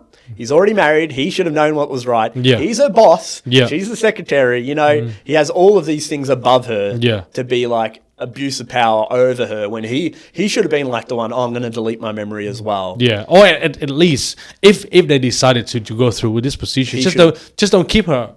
Yeah, even tell her to leave. Yeah, exactly. Or just move her to a different workplace. Why do you keep her around? Yeah, which is like another thing that could have been another vain thing for him as well. Yes. Like he might like that he compliments her and he likes the attention. Even though she's forgotten about him, she still kind of has these, which I think I like in this, that like they show even without having those memories, it doesn't really completely change who you are. You still kind of develop these kind of feelings for this person. Yeah, which is great. It shows that, like, because we didn't know until it kind of all spills out. You're like, oh. So she kind of went back in to kind of like what she did before, where she's like, not flirting, but like complimenting him and still had like a crush on him. Yeah. Even though they've erased their past relationship or whatever. Yeah. So it's like, oh, that's kind of crazy that it just went down the same line, right? Yeah. But during this point, like he decided to tell her what really happened. And it's like, we did the procedure on you. And she freaked out. And she was Which like, you would. Well, yeah, well, I mean, you would. Well, I mean, like what? Like, how would you react when someone tells you, like, "Hey, I erased you from my memory"? And, but we kind of I kind of forgot because of this subplot. I kind of forgot that Joe was going through his own thing as well. That's what I mean. It like does. It's not like super long, but it's like, oh, it's pretty. Like it's a good writing as well. So you're pretty drawn in by this whole kind of like dynamic they have. But then after that, it kind of continues on with Joel and like his story with Clementine and like their relationship, because it's still going. Like I said at the start, it's not telling a story from A to B. We're going like B to A. So we're learning their relationship from the start to beginning. So we get to the point where they're like when they first meet, which is at the beach. Yes. Which is familiar in the first scene where they meet at the beach. Yeah. And I think he's at like a family get together or something, or a friends get together, and he's sitting on the chairs, and she comes and approaches him. As you would. Yeah. And he's like, oh, I noticed that you're sitting by yourself. Do you mind if I like sit with you and chat? Yes. And he's like eating some food, and I don't know if he really answers. He's like, hey, do you mind if I steal that chicken? Like steals chicken. Start eating it. Yeah. And in his head, he's like, oh, he really liked that. He's like, oh, I don't, but I really enjoyed this. And it's because Clementine understands what's happening in his memory, understands what's happening as well. And she's like, this is our last one, right? And he's like, yeah, I'm just going to enjoy it. Like he's given up on the point of like saving her at this point, and he's gone to the point, well, if this is the last time I remember her, this is going to be it. But before that memory, didn't they have another memory also at the house? I think that they were in the snow, and I think he was trying to save her. But I'm talking about the memory when Clementine broke into the house. That's later. That's later. That's still at the beach. If you remember in the first scene, when he's at the beach, he goes walking, and he walks up to that house. Yes. And he kind of looks at it. But he doesn't like interact with it. But then you understand later why he interacted with the house. So at the start, they're at the beach, they're having a good time. Yeah. And later in the night, it must have got to night, and they've walked off together to go for a walk, and then they run into this house on the beach. I see. And she's like, hey, let's like break in. So tonight I'm going to be Mrs. such and such. Yeah. I like how she's like, is this your place? She's like, nah. As in Clementine's fashion, she decided to break in. So she was looking for an open window. So at least he didn't really break things. She's like, tonight I'm going to be Mrs. and you're going to be Mr. Yeah. But let's talk about this set piece in particular. The memory was literally crumbling down. Yeah. So at the end of this scene, it made me cry because it's really sad that this is like the final point of her memory, his memory of her. And like him going to the house, like he gets to the point, like you say, starting to crumble. And then he says, at this point, she goes upstairs and he's like, oh, we can't do this. This is like against, this is bad. We shouldn't do this. And she's like, so just go. And that gets to him and he's like, well, he did. And then he's out the side of the house and he's talking to Clementine out the roof and she's like, this is the end, you leave. And he's like, does it have to? He's like, give me, like, let's have a goodbye. And then he like goes back in the house and then like they have their like final goodbye, which is like so rough. It's like, oh. That's fantastic. Yeah. And I think, you know, like this memory, I think it's kind of borderline between good memory and also regret as well. Because like regret is one of the strong emotion that you kind of have and it kind of follows you throughout your life. You know, like you regret the decision that you have made. So during this time, I think they have only just met. This is literally like this is when they first met. Yes, and then you know, like he quickly learned that this girl is crazy. Well, not, but in a good way. Yeah, and you know, like, because he's always so reserved, and she kind of drags him out of the comfort zone. But during that time, he made a decision that he still regrets. Yeah, and now even with the memory being erased, he regrets it even more. Even though like it does lead to a relationship down the line. But it's still like a regret. He's like, maybe I should have stayed. Yeah. Which is, you know, it means like, because that's what I mean. You never know how it's going to go or how it's going to work out. Yeah. And it is quite sad that that's kind of the end point. Yeah. And I think then we got to the morning, like you know, pretty much like all the memories have been erased. Yeah. They packed up, they unhooked the cables, and then they just started to leave. They actually get out, and like I think Howard and Mark have like a chat, and he's like, "Yeah, we'll talk later." Like so much shit went down. He's like, Mark's like, "I'm just gonna go drop the van off." Yeah. And you know, that's the end. He's like, "Yeah, we'll talk later." Like so much shit went down, but when Mark goes back to the lab, he notices Mary coming out, taking her things, taking her things. Yeah. And it's just like, she's like, oh, did you know there was anything going on? And he says, not really. He said there was one point when you were chatting to him and you kind of had a big smile on your face and you looked happy. And he's like, she asked him, he's like, oh, did I look happy? And she's like, yeah, you did. And it kind of reaffirms for her that it's like, wow, you just, you know, this is what you've taken away from me. And then they kind of leave. She unlocks and puts her stuff in the car. We also notice there's all the files from the office in there. Yeah. Which leads into stuff a bit later, but we're like, okay, Mary's getting some revenge. Yeah, and it makes me really question the level of security again. Well, as we've already gone over, this is very lax and not very put together. They're kind of just like... No security, no lawyers, no contracts, no agreements, nothing. And your employee can literally walk in and distribute all of these artifacts. So we kind of hit back to we kind of catch up to where we left the movie at the start, where he's outside of her place waiting for her to get a toothbrush. Patrick knocks on his window and he's like, what are you doing here? And he's like, what? I mean, what are you doing right here? And he's like, what are you talking about? Because he has no idea what's going on, but Patrick knows what's going on. And after a while, Patrick's like, whatever, and he walks off. Because he's like... I shouldn't be here. Yeah, like, but like, why is he back with Clementine? Yeah. After all, this is literally the next day. So he had his memory erased. The first interaction he has is like meeting up with Clementine again, which is like insane. Didn't they make an agreement to go to that beach inside his memory? Yeah. So the last thing she says is, that's why I can't remember the name of the beach, but she whispers the name of the beach to where he should go. So now the start of the movie makes a bit more sense. It's like, oh, now we know why he's a bit lost when he wakes up. He doesn't know about the car having the dent. Him not feeling well and not wanting to go work because half of his brain's been damaged. And then he's feeling why he wanted to go to this beach because this is like implanted in him in a bit. And somehow Clementine's there as well, right? Like, so she might have had a similar experience, but I feel like the things Patrick had been saying and doing to her maybe have jogged her memory a little bit because he's trying to reenact what Joel did for her. Maybe it's triggered something in her head like, oh, like what does this all mean? Like how, like maybe I should go back to this beach for some reason.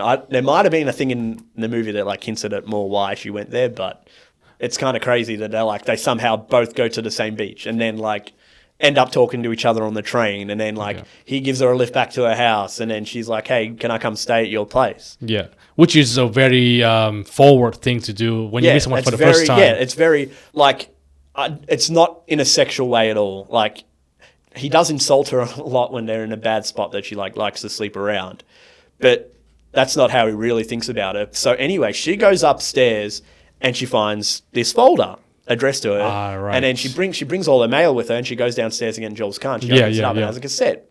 Yes. This is a cassette she recorded for why she wanted Joel's memory erased. Pops that in. Joel's bloody boring. This scene is super tense. Super tense. Inside the car, you can feel the uncomfortable settings in there, and they are so tense. And Joe was freaking out as well. Like, oh, what the hell is this? What is this? So why are you talking about me? Like, we literally just met. Yeah, that's what I mean as well. Like, we literally just met. Why are you saying these things about me? He's like, this is a joke, right? You're trying to get. She's like, no. They drove a little bit down the road, and then he kind of like kicks her out. But I think that she started reading the letter that Mary wrote as well. So yeah, I think Mary was saying something like, "Oh, you've had your brain erased." She like explains what's been going on. Yeah. So he kicks her out of the car because he's like, this is crazy, insane, as you would. Yeah. And then he goes back to his place and he finds the same thing and he starts playing it. During this time, Clementine's like, I'm going to go there and try to like make things up with him. So she walks into the apartment building. The apartment. And then he saw the neighbor. The neighbor from the other day is like, oh, hey, Clementine. She's like, hey. So, okay, quick question there. Does that mean that she got his memory erased from her as well? No. But I don't think he would have gotten like the note to be like, hey, because obviously he wouldn't have said to Joel, hey, what are you doing? Are you going to spend Valentine's Day with Clementine? Because if he got the note. No.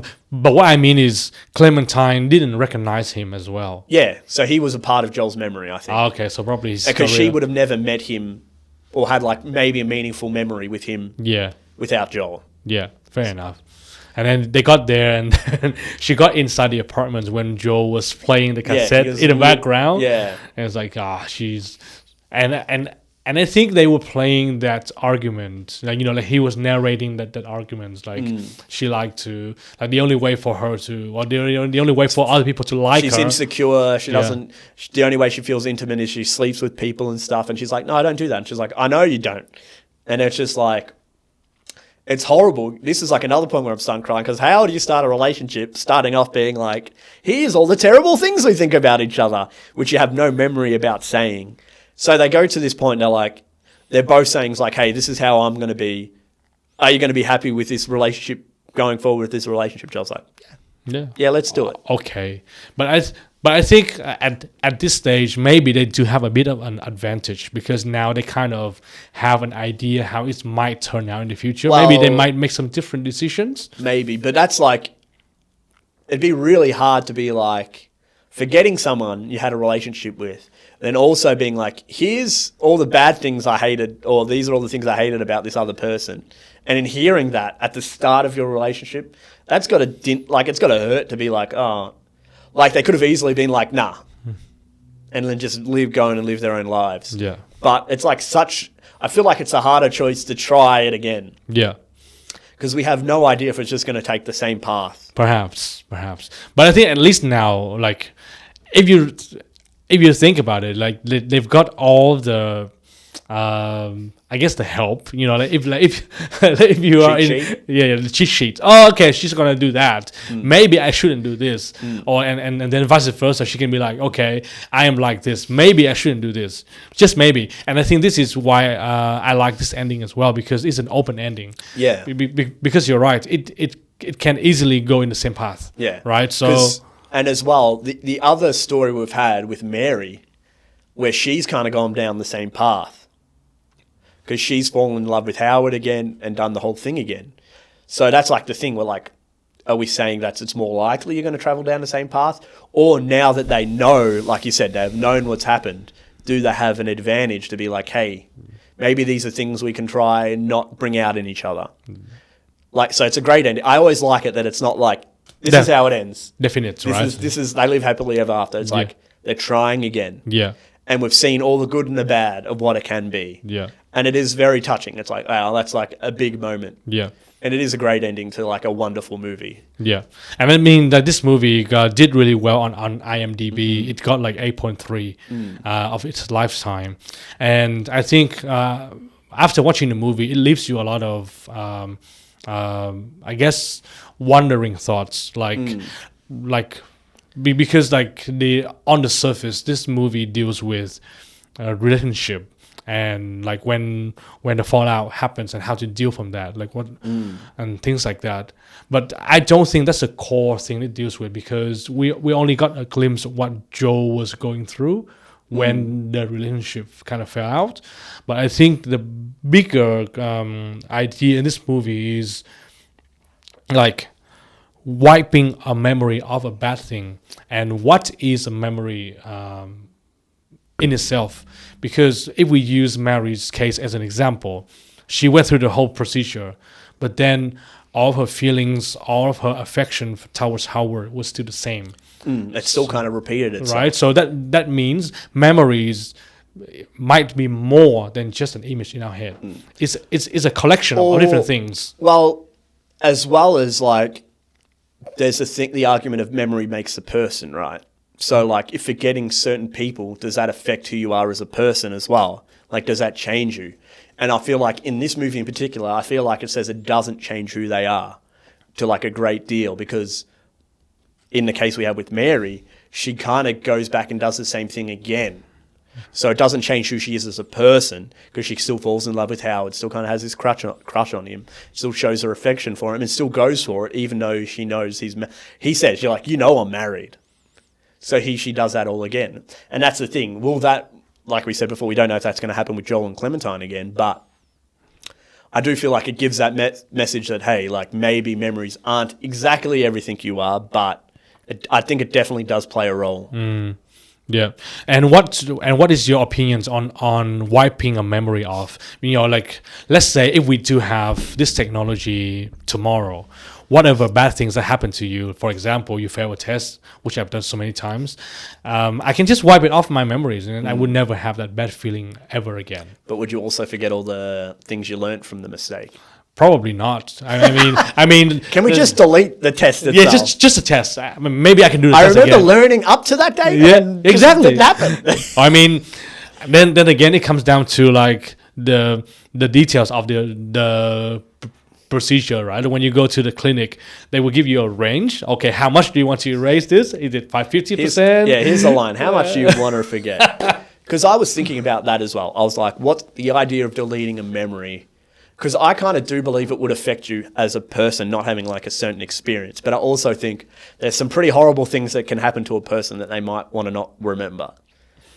But like something embarrassing, whatever. Yeah. Like you slipped, maybe you wet your pants, maybe you did piss your pants as a kid. Is that a big deal? You're a kid, whatever. Yeah. If someone's making fun of you that as an adult, maybe they should forget how to be a person. But like there's some like, you know, some kind of like sexual assault or assault, you know, some terrible things that can really happen to a person where I could understand like, I never want to remember this, because that can, like I say, can it affect a person in a good and a bad way? Like we see with Joel, like how like, you know, we maybe don't see the extent of why he's more of an introvert, but like you said, the scene with the bullies, like did that affect him in the long run? Like maybe him forgetting about being bullied, would that make him more outgoing, willing to take chances because he's not afraid of things that would happen to him? So I do think there is kind of it's just like most things, like how far would you go with it? Yeah. And me personally, like, I don't know what the worst thing that has ever happened to me, but I wouldn't, at this point, I don't think there's anything I would ever want to like erase from my memory, because I do think it plays into who I am as a person and how I treat and react to people, whether it's good or bad. Like being terrible to a person, you remember that. It's like, oh, try not to do that again, right? Hope so. But that's what I mean, right? You try to learn from that. I know some people probably don't learn from their mistakes, but you try to, right? And having a bad or an embarrassing memory, I feel like that can help. But like in this movie goes, like you feel so bad, and that's what I mean. For both of Joel and Clementine, it is like a guttural reaction. Because from Clementine, it's like, oh, he's treated me like the last memories we see were like, they're terrible. He says terrible things to her and doesn't feel like a good relationship at all. And it's like, that's fair. Yeah.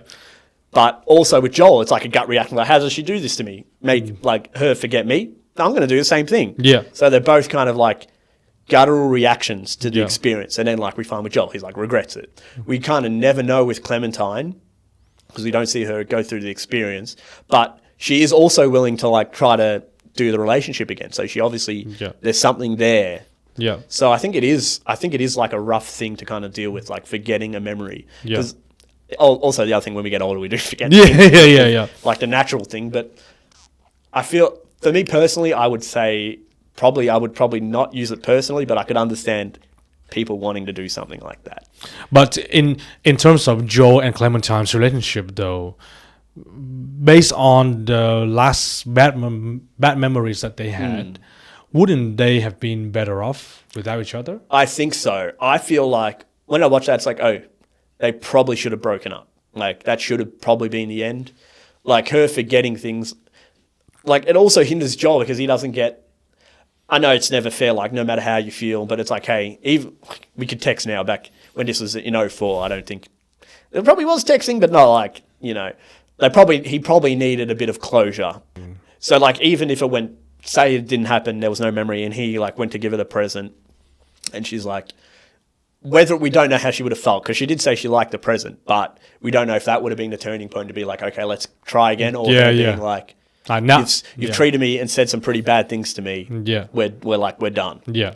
And that's like closure as well. Like, because his whole gut reaction is like, you did that, I'm doing that as well. Yeah.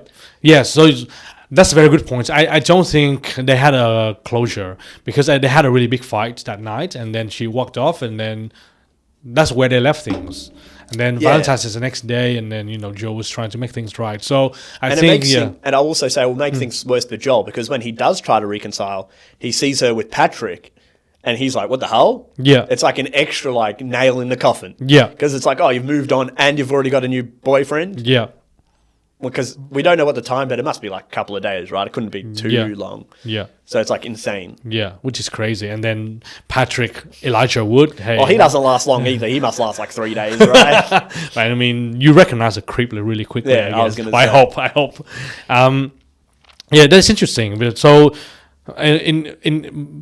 but I guess like we need to also discuss like the extent of a memory where you want to really erase, because let's say if it's a bad memory, but then it gives you the lessons, right? Yeah. But then let's say you want to get rid of that memory in its completion, then how much is too much? Like, let's say if you were bullied as a kid, and then eventually you learn how to defend yourself, for example, but then you don't want to have the memory of being bullied like ever again. But let's say you go to the clinic and you tell the technician, hey, I want to erase the memory of me being bullied, but I want to keep the memory of me learning how to defend myself.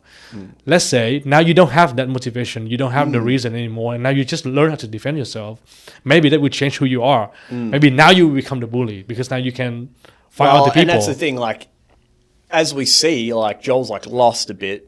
Like, how would that affect you to be like not knowing the motivation behind something? Because you've learnt this talent. Say he's like pretty good. He's like, done it for a few years or whatever. How would that affect you to be like, hey, why am I learning to protect myself? Fair point. Yeah. Like, that's what I mean. Yeah, that's what I mean. That's why it's like a hard thing to grasp. Like, there's something we never know, and we don't know how that would affect a person. Like, would they keep training? Would they just give up motivation and just be like, I'm not doing this anymore? So you would never know. Yeah. So I think that's like it is an interesting question, because like, where would that lead? It's all kind of speculation. Exactly. But that's like an interesting thing, like, because that's what I was thinking about as well with more of the harsher stuff like sexual assault. Like, yes, if something like that happened to a person and then they try to take some actions to, prevent that from happening, but then if they erase the memory, would they not try to prevent that again? Even though I would never put the blame on the person, because like it's never their fault. Like, something horrible happens, like, but like that's why when I was thinking about it, it's such a hard thing to think about, of like having something so terrible happen to you that you want to forget it, but does it give you anything to help you deal with it in the future? Yeah.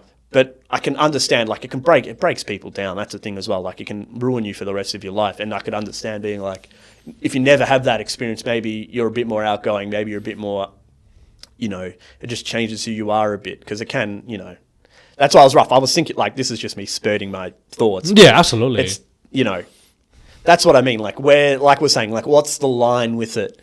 Like, yeah. And I think this is the same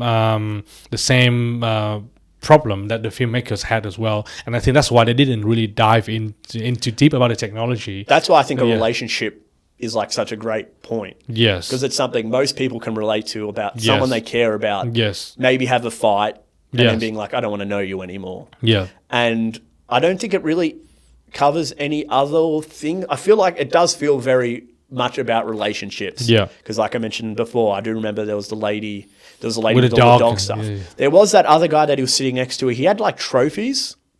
Can't remember what the trophies. So maybe he wanted to forget ever winning those trophies. Maybe he failed or didn't want to remember being good at something. So that's like another thing to be like. Yeah. That's what I'm trying to think. Why would you want to forget winning trophies for something? Maybe it gives you like maybe you lost, or maybe it's something you regret winning, or maybe you cheated or something. But my impression of that scene was a bit different. I think those trophies might have someone else belong to someone else. Okay, that probably makes more sense. Maybe like his child or something. Yeah. Oh, yeah. Okay. Yeah, you know what I mean. So like, but again, even that could be a brutal thing to be like you've lost a child. that's and, like, crazy. Like I can never all of imagine. that. Yeah. But because that's another brutal. Anyway, that's but that's a very interesting point to discuss, Yeah, right? Because like how far is too far, and you know, like, and again, does it define you as well? That's another thing. Like I think they kind of go over it a little bit in this film, but it's so like it's something that we don't know that could happen.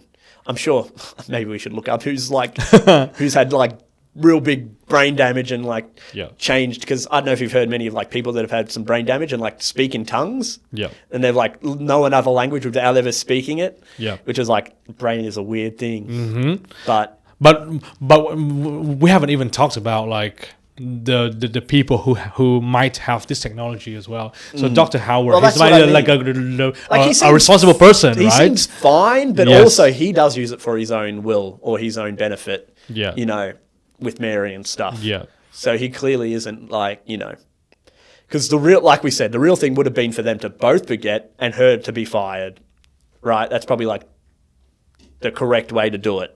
Yeah. But just makes her forget and lets her stay there, which is like, come on, man. But yeah, is there anything else? I was going to mention with the hair with Clementine. Ah, yeah. That it changes throughout the movie. Yes, I noticed that as well. So the first time we meet her, I think she has like greenish hair. Yep. And then through her like relationship with Joel, she has orange hair. Yeah. Hence tangerine. Yeah. And then at the end of the movie, when we see her again, I think it's blue. So, because that's technically the first time we see her in a film. Yes. With blue hair. Yes. Which is weird because that's like the end of the arc for this movie. Yeah. Which I always found interesting when we're either watching the memories or kind of up to date of where the story is. And I always found it interesting. I was always trying to pay attention to be like, oh, where's her hair at? Where's the hair at? Yeah, because she always mentions it a lot herself. Yeah. Because she finds it, she's like, oh, I'm just boring. I just like to change my color of my hair. And he's like, no, you seem like a nice person. You call me nice? I'm not nice. I'm not nice. But I think the color of the hair kind of reflects her mood as well, right? So I think at the beginning when when she first met Joe, the color blue means that she's not happy. Green's. Oh no, blue because it's the first time, first and the last time. Yeah, that's. Right? I'm like, oh yeah. But when they first met again, she's even more sad. At the end, so that's why it's blue. But I think the first time they actually met each other at the beach house, she had green hair. Yeah. So a bit of a wild spirit, all right. So, but then I think in the middle of the relationship, at the bookstore, she had orange hair. She was happy. I assumed that she's like, because it did seem like they did have a good relationship up till the end, obviously. Yeah. I think another concept of this movie that was trying to discuss is like how you deal with loss, because in this case, let's use Joe's example. I don't think he kind of lost the relationship. I think he was thrown into a deep end and he had to deal with like whatever the situation was. Clementine had done the procedure, and now Joe was like, okay, so I'm doing the same. But when that was happening, he realized that he's losing things. He's losing the good things. So how would one deal with loss? Now, let's say with a level of technology now, we might have that machine already. But let's say if we don't have that technology and we lose something precious to us, what would be the best way to deal with loss? Well, I don't know if anyone's ever figured that out. Like we do have like therapy, just to like talk about things and discuss things, try to get it off your chest. Even just like trying to have like a bit of a memorial for it or try to like move on from it. But it can always be hard because like before Joel has the whole memory thing, he is dealing with it very roughly, even though like he's partly to blame for it as well. They're both not in like good spots, but he's been saying some pretty bad stuff to her. So like, you know, I feel like I've had different experiences with loss myself. I feel like always in the moment you're just extremely sad and it's just like it's gone. And it can be, depending on how like the relationship is with the person or the item, like it's always like how long it takes to get over something or at least move past it. Because whether you get over it, it may never happen. But you hope that you can move past it and try to not let it affect you moving on. Because I think that's the hardest thing. There's so many things that are like a loss of like a mother or a grandparent or like a loss of a friend or like a girlfriend or a boyfriend, someone that you've shared so many things with, and then they, either from your own fault or for through their, you know, they might just want to move on. And it's like, it's hard to deal with. So I don't think there's ever, I feel like at this point in time, we don't have a perfect answer, but we kind of have tools to help deal with it. Yeah. I don't know if we'll ever have the right tools. Like even with the memory erasing thing in this, it still doesn't fix it, right? Yeah. I mean, like, even with that technology, it still causes problems as well. It's not the perfect solution. But I think that's what makes this movie is such a good representation of life, because we all want that easy answer. We all want that, but nothing is actually perfect. Yeah. And it's the imperfections that makes us human, right? So even with the technology, because of the imperfection of technology, we believe it more. Yeah, exactly. Which is a bit of a contradiction, because like with the new technology. Yeah. Anything you want to add for this movie? No, I think we've done a pretty good job talking about it. Yeah, I'm awesome. happy So I hope that you guys enjoy this episode, and, you know, leave us a comment, leave us what you think about the episode, share it with your friends. And, you know, I'm Darren. And I'm Tim. And this has been Movie Beings.